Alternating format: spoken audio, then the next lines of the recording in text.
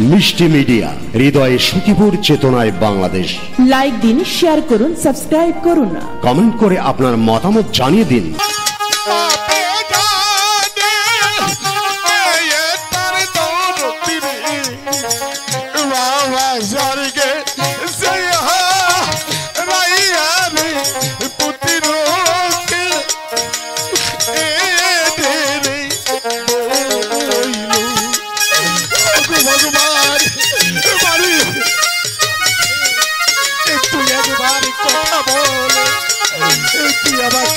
কোথায় গেলি?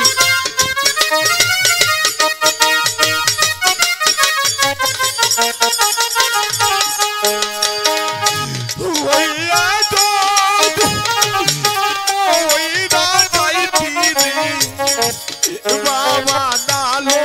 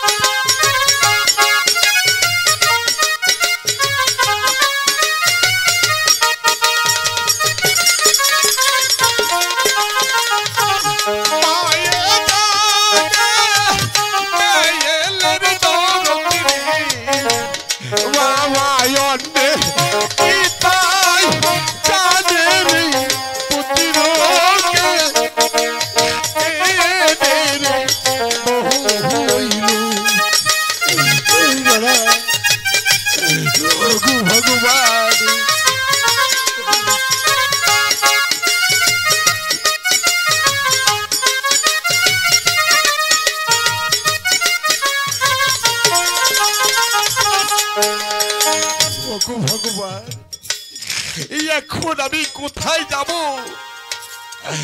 আমি আমার ৬টি পুত্র হারিয়ে আমি কার কাছে গেলে আমার বুকের মানিককে খুঁজে পাবো? ওরে মানিক, তোর তো হতভাগ্য পিতাকে ছেড়ে তুই জন্মের মতো কোথায় গেলি রে বাপ? একবার আমার বুকে আয়। দাদা, আমি এখন কোথায় যাব? ওই তো সন্ধ্যা ঘুরে এসেছে। আমি কার বাড়িতে গিয়ে একটু অতীত থেকে আমি আমার তৎস্মাদ হয়ে আমি আমার দেশ আমি মুখে কেমন করে যাত্রা করবো? দাদা, ওই তো সম্মুখে একটি প্রাসাদ দেখা যাচ্ছে। ওই প্রাসাদে গিয়ে আমি তার অতিথিশালায় আতিথ্য গ্রহণ করে কাল প্রত্যুষে আমার দেশ আমি মুখে যাত্রা করবো। আমি আমার মালিককে দিয়ে আমি তো প্রাসাদে গিয়ে আমার মালিক তোকে আমি কোথায় নিয়ে যাবো রে মা? আয় রে মালিক, তুই একবার আমার কোলে মালিক রে। ওরে মালিক, তোকে আমি কেমন করে নিয়ে যাবো?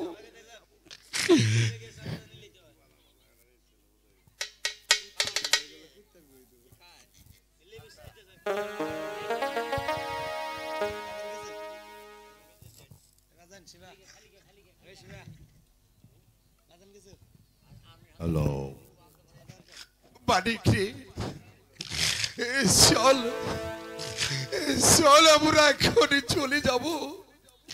ওই তো তার সাথে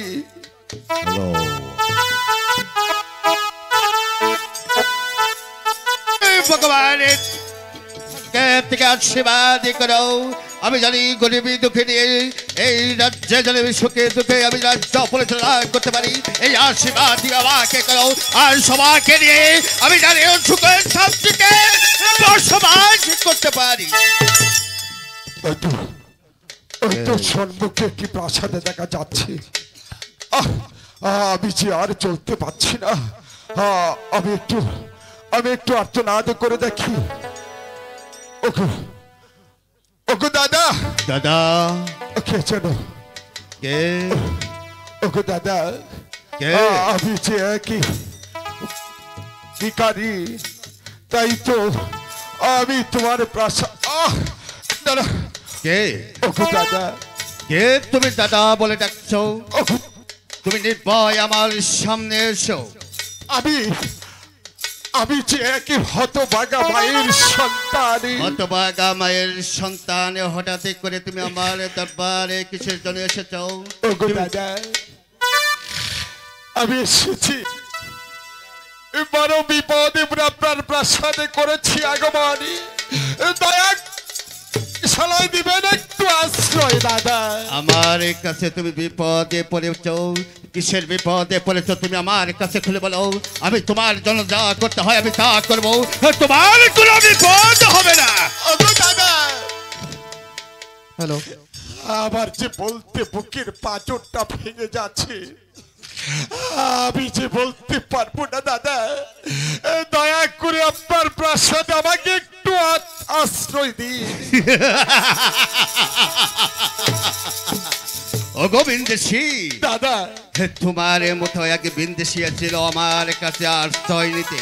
সে আশ্রয় ছলনা করে যে আমার বাড়িতে যে কলঙ্ক করেছিল, সে কলঙ্কর কথা মনে হলে এখন আমার বুকটা ফেটে যায়। আবার এসেছো তুমি আমার কাছে আশ্রয় নিতে। ওগো দাদা,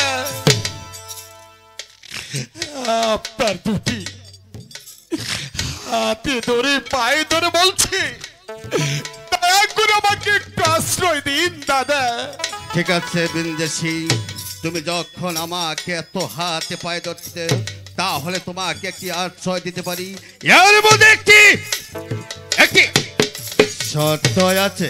ওগো দাদা, এই বিপদ মুহূর্তে আপনি যাহা আমাকে আদেশ করবেন, আপনার আদেশ আমি আমার মস্তকে পালন করব দাদা। ঠিক আছে বিন্দেশী, তোমাকে আমি একটি শর্ত দেব। যদি তুমি আমার শর্ত রাজি হও, তাহলে তোমাকে আশ্রয় দেব। আর যদি তুমি আমার শর্তে রাজি না হও, তাহলে তোমাকে এই গলায় ধাক্কা দিই এই মুহূর্তে আমি প্রাসাদ থেকে বের করে দেব। না দাদা, আমি ভগবানের নামে দিব্যি করে বলেছি, আপনি আমাকে যাহা আদেশ করবেন, আপনার আদেশ আমি আমার মস্তকে পালন করব দাদা। শোনো বিন্দেশী, বলুন। আগামী কল্ল সূর্য উদয়ের সঙ্গে সঙ্গে তুমি আমার সাথে সাক্ষাৎ করবে। আর যদি সাক্ষাৎ না করে চলে যাও, তাহলে তুমি যে করে পৌঁছতে চলে যাও, আমি সেখান থেকে ধরে নেই তোমাকে এমন বিশ্বাস করবো এই পৃথিবীর বিকে কেউ বিশ্বাসের আর বুঝবে না রাখালের কত। না দাদা, আপনার আদেশ মোতাবেক আমি বলে যাচ্ছি দাদা, আমি ভগবান নামে দিব্যি করে বলেছি, পশ্চিমাদি সূর্যের দয়ের সাথে সাথে আমি যখন আপনার প্রাসাদ হতে চলে যাব, আপনার সাথে সাক্ষাৎ না করে আপনার প্রাসাদ আমি ত্যাগ করবো না দাদা। ঠিক আছে বিন্দেশী, ওই তো আমার বাংলা দেখা যাচ্ছে, তুমি ওখানে নিদ্রা যাবে। নিদ্রা যাওয়ার সঙ্গে সঙ্গে আমি তোমাকে যে কথাটা বলে রেখেছি, তুমি কথাটা অক্ষরে অক্ষরে পালন করবে। আর এর মধ্যে যদি কোনো কৌশল নিয়ে থাকো, তাহলে তুমি মনে রাখবে আমি তোমাকে। ওগো ভগবান, জানি না তুমি আমাকে কত কঠিন পরীক্ষায় ফেললে দাদা। ওগো দাদা, দাদা আমি একটু বিশ্রাম করি গিয়ে আপনি আমাকে গোম হতে ডেকে জাগিয়ে দিন। আর যদি আপনি বাদ ভীত হয়ে ভগবান আমাকে জাগিয়ে ঠিক তুলে। আছে বিন্দেশী, তুমি ওই তো বাংলা দেখা যাচ্ছে, তুমি যখন যে নিদ্রা যাও, আমি এক মুহূর্তে তোমার কিছু খাওয়া দাওয়ার ব্যবস্থা করছি। আরেকটি কথা বলে যাচ্ছি বিন্দেশী, দাদা, সে কথাটা হলো তোমাকে যদি আমি আবারও বলে যাচ্ছি, যদি কোনো ছলনা নিয়ে আমার দরবারে এসো, তাহলে তোমার কিন্তু ভয়াবহ। ঠিক আছে কথাটা। আপনার আদেশ আমার মস্তকে থাকলো দাদা। আমি যে বড্ড ক্লান্ত হয়ে গেছি। ঠিক আছে, আমি চলে যাচ্ছি, তুমি নিদ্রায় চলে যাও। ঠিক আছে দাদা। ওগো ভগবান, কেন তুমি আমাকে এত কঠিন পরীক্ষায় ফেললে? এই জানি না আমার অদৃষ্ট কি লেগেছ ঠাকুর। তুমি আমার 6টি সন্তান কেড়ে নিলে, আমাকে বানালে পথের ভিখারি। ওগো ঠাকুর, তুমি আমার সহায় থেকো ঠাকুর, তুমি আমার সহায় থেকো। আমার যে বড্ড ক্লান্ত লাগছে, আমি একটু বিশ্রাম করে নেই। ওগো ভগবান,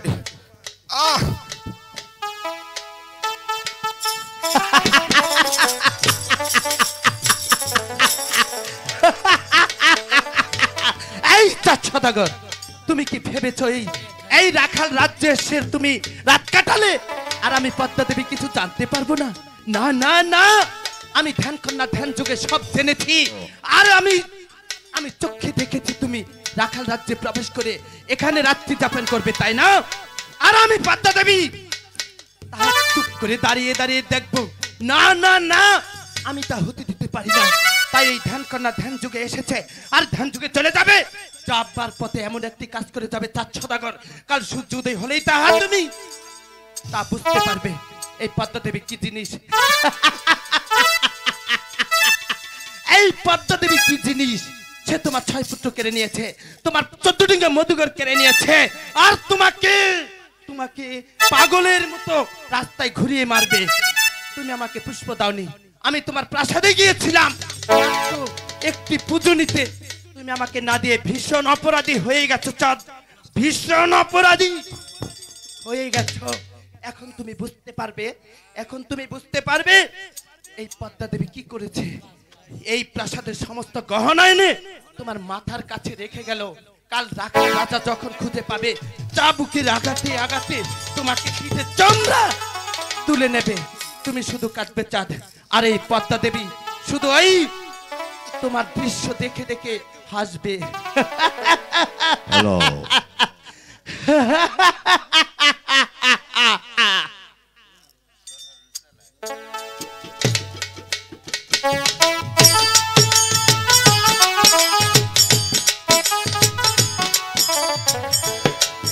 কি স্বামী, আমার যে সর্বনাশ হয়ে গিয়েছে স্বামী, আপনি কোথায়? বেগম, হে বেগম, তুমি আমাকে আমি যে কিছু বুঝতে পারছি না। আমার মনে হচ্ছে অন্তর মহলে যেন কি ঘটে গেছে। ওগো বেগম,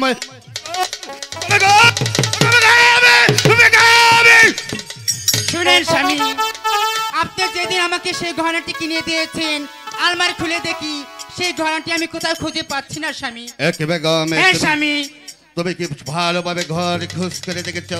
আমি সমস্ত ঘর তন্ন তন্ন করে খুঁজে দেখেছি স্বামী। আমার মনে হয় কোথায় জানি পড়ে রয়েছে। না স্বামী, শুনেন স্বামী, বলো। আপনি যে অতিথিকে জায়গা দিয়েছেন সেই অতিথিটিকে চেক করে দেখেন। দীর্ঘ বিশ্বাস সে অতিথি আমার গয়নাটি চুরি করতে পারে স্বামী। না না না, হ্যাঁ স্বামী, এই কথা শোনার সঙ্গে সঙ্গে যেন আমার পায়ের তলাতে মাটিটা আকাশটা চৌতো আকাশটা যেন ভেঙে আমার মা তার উপর পড়তে পারে। ওই বিন্দেশী এই কাজ করবে, তাহলে কি আমি জানিয়ে শুনে কি অপরাধে ভুল করিলাম? শুনেন স্বামী, আমি আগে আপনাকে নিষেধ করেছিলাম যে অতিথিকে জায়গা দিবেন না আপনি। ঠিক আছে বেগম, তুমি এই মুহূর্তে অন্দর মহলে চলে যাও। আমি তোমার গলার হার যেখানে থাক, যে অবস্থা থাক না কেন, আমি গলার হার তোমার হাতে তুলে দেবো। তুমি এই মুহূর্তে এই অন্দর মহলে চলে যাও। ঠিক আছে স্বামী, আমি যেন এই গহনার উপযুক্ত বিচার চাই স্বামী। Goodbye, অবশ্যই স্বামী। অবশ্যই অবশ্যই অবশ্যই অবশ্যই আমি বিচার করব। তাহলে কি ওই বিন্দেশি আমার সাথে ছলনা করিল? না না না, একবার আমি ওই বিন্দেশির কাছে যে দেখি সে এখনো ঘুমিয়ে আছে না চলে গিয়েছে। আমি একবার তার কাছে যেয়ে দেখি সে গলার হার নিয়েছে না না নিয়েছে। আমি অন্য ভাবে তাকে কোনো কথা বলতে পারবো না।